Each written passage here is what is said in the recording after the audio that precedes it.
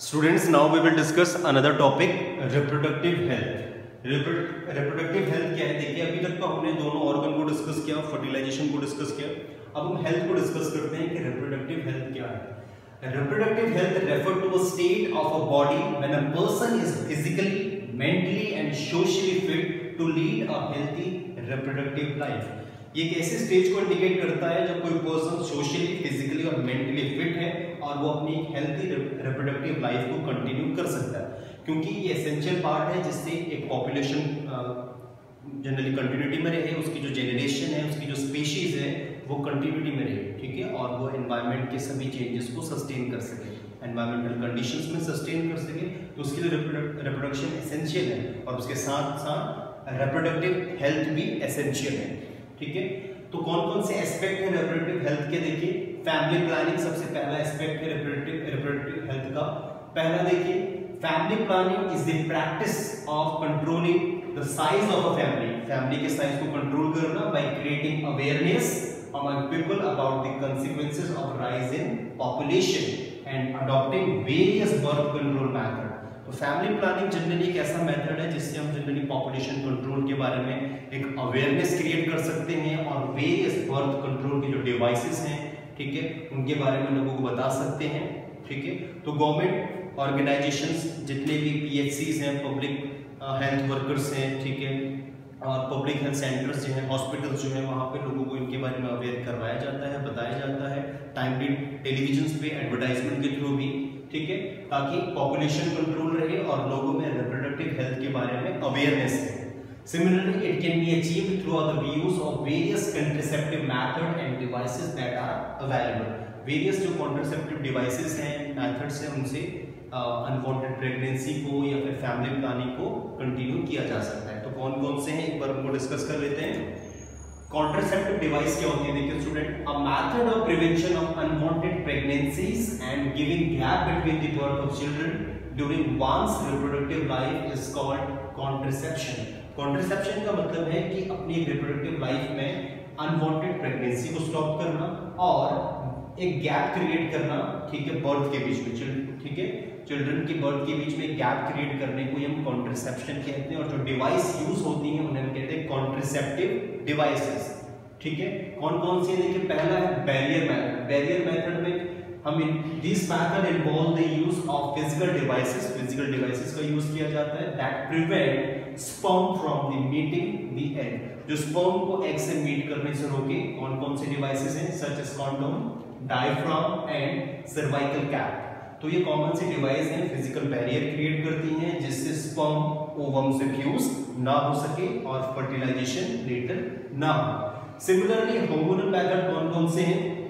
Hormonal method में various kind की pills जो है उनका यूज किया जाता है जिससे अनवांटेड प्रेगनेंसी ना हो या जनरली फ्यूजन ना हो एग का, ठीक है, और स्पर्म का। जनरली ये काफी ज्यादा डेंजरस होती हैं अगर इनका एक्सेसिव यूज किया जाए तो बॉडी में वेरियस मेटाबॉलिक और फिजिकल चेंजेस आते हैं जिससे जो फर्दर रिप्रोडक्टिव लाइफ है, रिप्रोडक्टिव हेल्थ है, वो अफेक्ट होती है। तो पिल्स का यूज जनरली लेटर कम ही होना चाहिए, ठीक है, जो एक हार्मोनल मेथड है कॉन्ट्रासेप्शन का। Now the next one is use of intrauterine contraceptive devices, जिन्हें हम IUCD या IUD भी कहते हैं। तो कौन कौन सी डिवाइसेस हैं? देखिए, इसमें लिपिस लूप है, ठीक है, और कॉपर टी है। These devices placed inside the uterine cavity of the female, ठीक है। ये डिवाइसेस जो हैं लाइक कॉपर टी होती है, ठीक है, एक टी लाइक का स्ट्रक्चर होता है, ओके। तो जनरली ये यूट्रस में इसको प्लेस कर दिया जाता है और इसमें जनरली ये एक कॉपर की एक टी लाइक स्ट्रक्चर है, इसको यूट्रस में फिट कर लिया और इसमें एक थ्रेड लाइक स्ट्रक्चर लीव कर लिया जाता है ऐसे जस्ट बिलो से, ठीक है। इसका फंक्शन क्या है कि अनवांटेड प्रेगनेंसी को स्टॉप करेगा। अगर इन केस, ठीक है, कॉपुलेशन होता है तो उसमें जो भी स्पर्म अगर जैसे ही इस टी के कांटेक्ट में आएगा तो न्यूट्रलाइज हो जाएगा, ठीक है। It means that unwanted pregnancy का जो टारगेट है वो अचीव होगा और प्रेगनेंसी नहीं होगी। Apart from that there are some surgical methods, ठीक है। ये तो कॉमन से बैरियर मेथड्स है, ठीक है, जिनसे हम रोक सकते हैं। अगर हम सर्जिकली इस प्रोसेस को रोकना चाहें तो कैसे रोक सकते हैं? Vasectomy and tubectomy. Important one is इनके बारे में पूछा जाता है आपसे एग्जाम में, डिफरेंस क्या है वैसेक्टोमी एंड ट्यूबेक्टोमी। देखिए वैसेक्टोमी में क्या होता है, in this method a small piece of vas deferens, ठीक है, in a male is cut and remove. Vas deferens मैंने बताया था आपको क्या है, क्या उसका फंक्शन है, ठीक है, बिल्कुल टेस्टिस से कनेक्ट होता है, तो इसको कट कर लिया जाता है, ठीक है, जिससे लेटर क्या हो कि जो टेस्टिस से स्पर्म का प्रोडक्शन तो हो लेकिन वो क्या हो कि इजेक्ट ना हो पाए, वहां से रिलीज ना हो पाए, ठीक है, क्योंकि वास डेफरेंस का काम है एक पैसेज को क्रिएट करना जिससे टेस्टिस से स्पर्म वाया पेनिस, ठीक है, या यूरेथ्रा के थ्रू इजेक्ट हो सके। तो हम क्या करेंगे कि उनके पैसेज को ही कट कर लेंगे, तो the cut end of vas deferens are then tied, और इस प्रोसेस को हम कहते हैं वैसेक्टोमी, जिससे लेटर स्पर्म का जो ट्रांसफर है वो प्रिवेंट हो सके। ट्यूबेक्टोमी क्या होता है, देखिए ट्यूबेक्टोमी में, और याद करने देखिए डिफरेंस, आपको थोड़ा सा डिफरेंस करने में प्रॉब्लम होती है, तो देखिए वास डेफरेंस में ही वैसेक्टोमी होगा, ठीक है, तो वैस मतलब वास डेफरेंस, तो याद करने में आपको आसानी हो जाएगी कि vas deferens male reproductive organ के पार्ट है, तो उन्हीं में वैसेक्टोमी होगी। और ट्यूबेक्टोमी की अगर बात की जाए तो ये भी एक सर्जिकल मेथड है जिससे small portion of the fallopian tube, जिसे हम ओविडक्ट कहते हैं, उसका कट किया जाता है और उसको सर्जिकली रिमूव किया जाता है, जिससे लेटर एक पैसेज क्रिएट ना हो सके ओवरी से फैलोपियन ट्यूब के बीच में, ठीक है, और फिर उन्हें थ्रेड से टाइट कर दिया जाता है, और इस प्रोसेस से क्या होगा कि एग का ट्रांसफर नहीं होगा, ठीक है, यूट्रस तक, ओके, और मतलब फिर लेटर अगर ओव्यूलेशन होते भी रहे तो फ्यूजन नहीं होगा। तो ये सर्जिकल मेथड है। और last one is abortion, the surgery conducted to terminate unwanted pregnancy is called abortion, ठीक है, एक ऐसी सर्जरी जिससे अनवांटेड प्रेगनेंसी को टर्मिनेट किया जाए तो वो अबॉर्शन है। And medical termination of pregnancy या जिसे एमटीपी, ये अब लीगल है, ठीक है, जिससे जनरली अनवांटेड प्रेगनेंसी को टर्मिनेट किया जा सकता है, ओके। तो ये तो स्टूडेंट्स वेरियस मेथड थे जिनसे हम प्रिवेंट कर सकते हैं फर्टिलाइजेशन को। Now we will discuss various diseases, कौन कौन सी वेरियस डिजीज हैं जो अनप्रोटेक्टेड सेक्स या फिर जनरली ट्रांसमिट होती हैं, जेनेटिकली भी ट्रांसमिट होती हैं कुछ डिजीज, उनको हम डिस्कस करते हैं। सेक्सुअली ट्रांसमिटेड डिजीज या एसटीडीज क्या है, देखिए, well the infectious or reproductive disease that spread from an infected person to the healthy person through sexual contact are called sexually transmitted disease। अगर कोई डिजीज किसी इन्फेक्टेड पर्सन से healthy person में transmit हो via sexual contact, तो उन disease को हम एसटीडीज कहते हैं या वेनरियल डिजीज भी कहते हैं। And these mainly include bacterial and viral infection, इनमें जनरली बैक्टीरियल और वायरल इन्फेक्शन है। And the STDs caused by bacteria include gonorrhea and syphilis, ठीक है, इसके कॉमन टाइप है। And those caused by viruses are genital warts and AIDS, ये virus से होने वाले STDs हैं या sexually transmitted disease है। Let's discuss one by one all these bacterial and viral diseases. The first one is syphilis.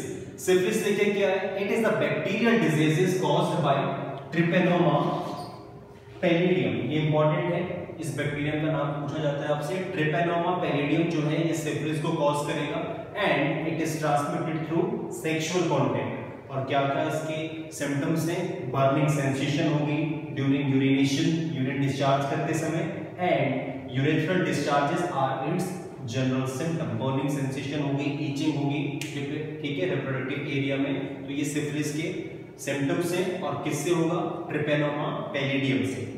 Now the next one is gonorrhoea. Gonorrhoea दूसरा bacterial disease है, किससे होती है, एक बैक्टीरिया है नेसेरिया गोनोरियाई, ठीक है, नेसेरिया गोनोरियाई एक बैक्टीरिया है जिससे गोनोरिया डिजीज होती है और ये सेक्सुअल कांटेक्ट से ट्रांसमिट होगा। सिम्टम्स क्या है, it causes inflammation of the urethra in the male and urethra and vagina in female, ठीक है, यूरेथ्रा में जनरली इन्फ्लेमेशन होगा, ईचिंग होगी, बर्निंग सेंसेशन होगी, ठीक है, both male and female, right. Now the genital warts, जो वायरस से होने वाली डिजीज है, genital warts are soft growth of in tissue of the genitals, जो फीमेल के जेनिटल्स हैं, रिप्रोडक्टिव एरियाज हैं वहाँ पे स्पॉट्स क्रिएट हो जाते हैं, ठीक है, जो वायरस से होते हैं, ठीक है, एंड लेटर फिर ये कुछ फंगल इन्फेक्शन में भी कन्वर्ट हो जाते हैं। तो ये वायरस से होने वाली डिजीजेस हैं। Now the last one is AIDS, ठीक है। एड्स हमको पता है, हमने 9th में पढ़ा है इसके बारे में कि एड्स क्या है, एक्वायर्ड इम्यूनोडेफिशिएंसी सिंड्रोम, ठीक है, एक सिंड्रोम है, ग्रुप ऑफ डिजीज है। It is the most dangerous immunodeficiency disease in human, most dangerous है, ठीक है, इम्यूनोडेफिशिएंसी डिजीज है। It is caused by an infection of the virus called HIV, ठीक है, HIV वायरस से होने वाला डिजीज है, ठीक है। क्या है HIV वायरस की full form? Human immunodeficiency virus, and this virus suppress the immune mechanism of the bodies and make the body susceptible to any diseases, ठीक है। As we all know कि HIV वायरस उस organism के immune system को इतना reduce कर देता है कि कॉमन सा कोल्ड और कफ भी उसको severe pneumonia, severe tuberculosis cause कर सकता है। एक नॉर्मल सा अगर थोड़ा सा भी फूड पॉइजनिंग है, it leads to severe diarrhoea, ठीक है, कॉलेरा एंड टाइफाइड भी हो सकता है, ठीक है। तो इतना वीक हो जाता है पर्सन का इम्यून सिस्टम कि नॉर्मल सा कोल्ड एंड कफ भी उसके लिए एक फेटल हो सकता है, जानलेवा हो सकता है। तो कौन कौन से वेज हैं जिनसे एड्स स्प्रेड होता है, ठीक है। First, sexual contact with a person infected with AIDS. अगर कोई पर्सन एड्स से इन्फेक्टेड है तो अनप्रोटेक्टेड, अगर सेक्सुअल कांटेक्ट होता है अनप्रोटेक्टेड तो इट लीड्स टू एड्स।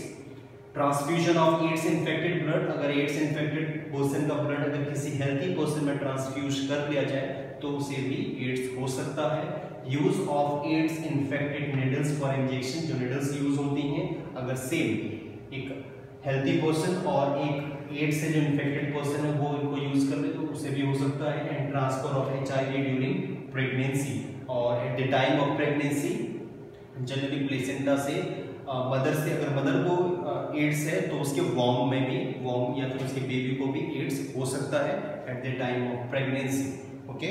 तो जनरली हम कह सकते हैं ये एक कंजेनिटल डिजीज है। कंजेनिटल डिजीज उस डिजीज को हम कहते हैं जो पेरेंट से ऑफस्प्रिंग में ट्रांसमिट होती है, ठीक है। नाउ प्रिवेंशन, कैसे इसे प्रिवेंट कर सकते हैं? देखिए, एड्स इज एन इनक्योरेबल, ये इनक्योरेबल है, ठीक है। एक वायरस की डिजीज है, 18th सेंचुरी में आ चुकी थी लेकिन अभी तक इनक्योरेबल है। Why? Hence it can be prevented by following certain precautions, ठीक है। कुछ प्रिकॉशंस हैं इनको फॉलो करके इस डिजीज को स्प्रेड होने से बचा सकते हैं। कुछ ड्रग्स हैं, कुछ वायरल ड्रग्स हैं जो यूज होती हैं लेकिन ये इतनी भी इफेक्टिव नहीं है कि पर्सन को फिर से नॉर्मल स्टेट में ले आए, ठीक है। ये थोड़ा बहुत वायरस के इन्फेक्शन को थोड़ा सप्रेस करती हैं लेकिन अभी भी स्टिल अगर देखा जाए तो एड्स इनक्योरेबल है, इसका कोई भी इलाज नहीं है। Do not have sexual contact with an AIDS infected person. AIDS infected person के साथ sexual contact ना किया जाए। Use condoms and other contraceptive device during intercourse, ठीक है। ये क्या करेगा कि एड्स को स्प्रेड होने से बचाएगा। Similarly, before blood transfusion, make sure check the blood of HIV infected, और अगर वो पर्सन HIV infected है तो उससे वो ब्लड ट्रांसफ्यूज ना किया जाए। And always use disposable syringe and injection, disposable injection और सिरिंज है उनका यूज किया जाए जिससे लेटर जो इन्फेक्शन है वो स्प्रेड ना हो।